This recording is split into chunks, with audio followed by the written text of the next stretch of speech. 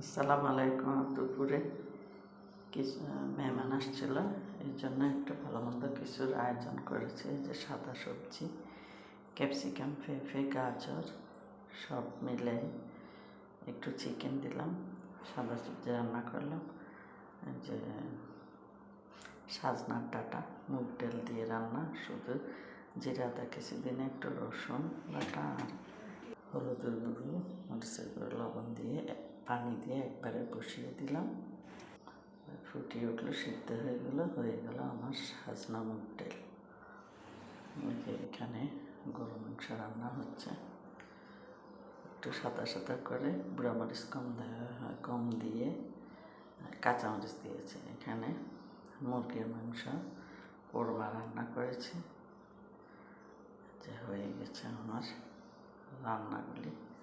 মুরগির মাংস, সাথে ভাত আছে, গরুর মাংস, তারপরে পোলাও আর সাদা সবজি।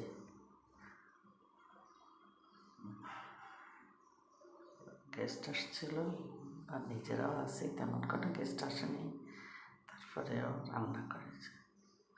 দুপুরবেলা একটু ঠান্ডা ছিল,